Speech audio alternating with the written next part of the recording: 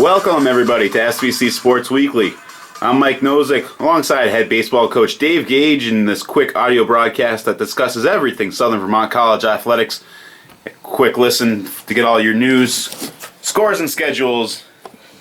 Returning from a brief holiday hiatus. Dave, how you doing? Did you load up on turkey or what? I'm good. It was a good Thanksgiving break. Got home a little bit, spent some time with family. How about yourself?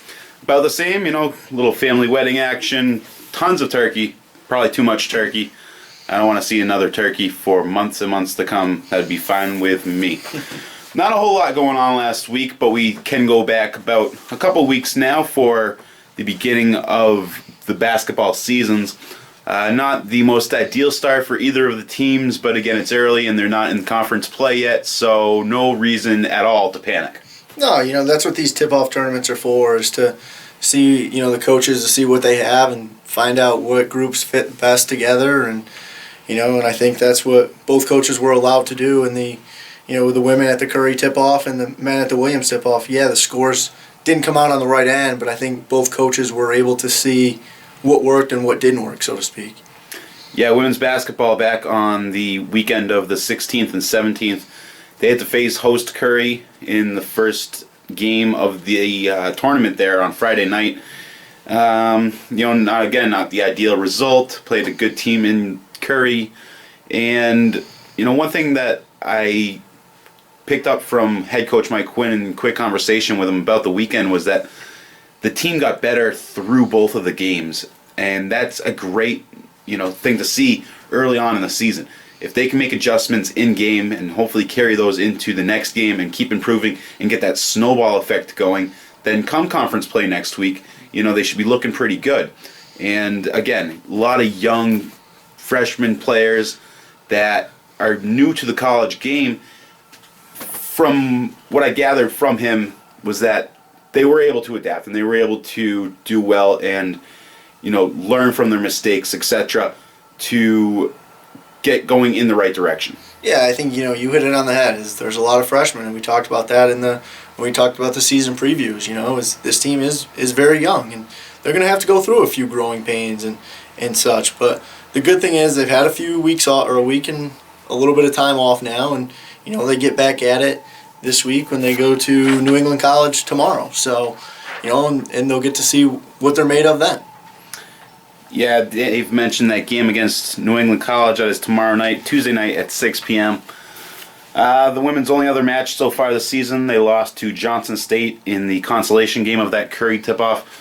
A bright note to take away from that weekend, however, freshman Amber Flagg getting named the NECC Rookie of the Week. She pulled down 14.5 points and 7 rebounds for a little 5'5" guard there. That's not too bad, and he was happy, he being Coach Mike Quinn, and you can see in her style of play that she has the ability to become a really, really solid player.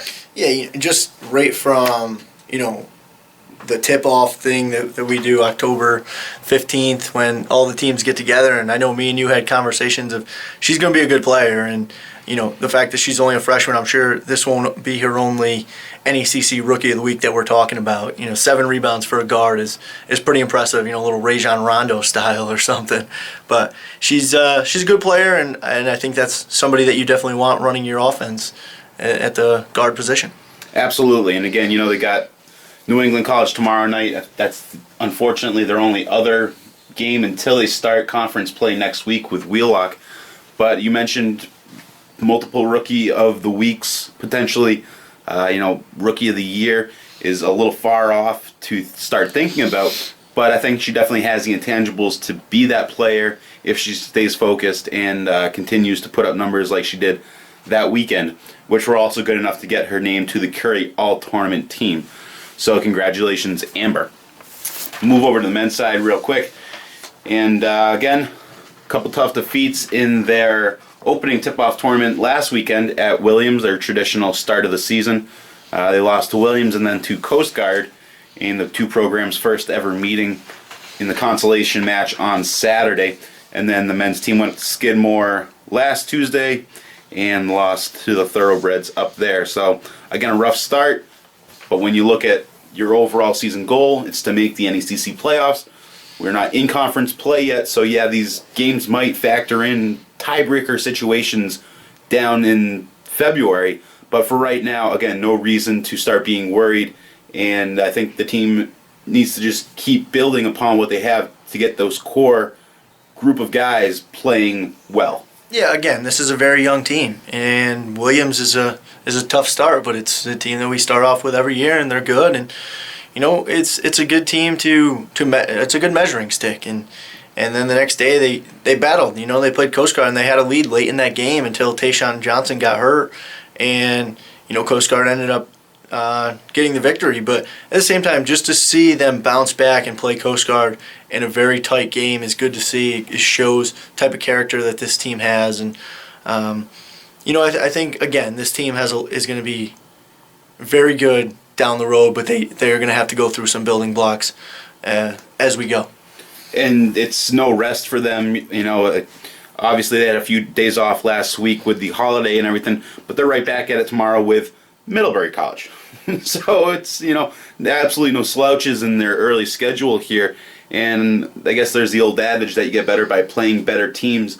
Hopefully it doesn't discourage them and do the opposite. No, I think, it's like you said, you gotta beat the best teams to be the best. And I think that's what they're doing. And, go see how good you are. And what better way to do that than play the number 4 team in the country in Middlebury. Yeah, again, that's Middlebury College. They're at Middlebury, up the Route 7 tomorrow night at 7 p.m. And then they go over to RPI for the Tri-State Shootout this weekend. Open that up Friday night versus MCLA, and then depending on the result, they'll play either RPI or St. Joe's on Saturday. So, again, no slouches, got to play well to get the wins, and then they go into conference play next week.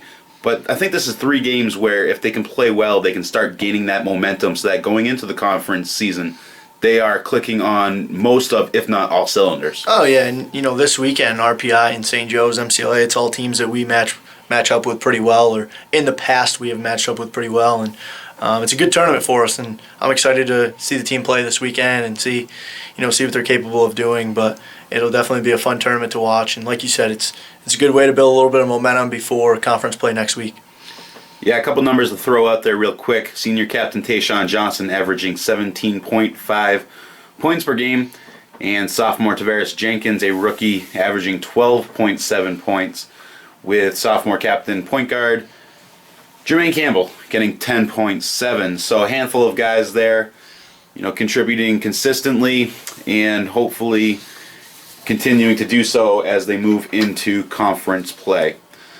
Couple quick notes here on SVC Sports Weekly.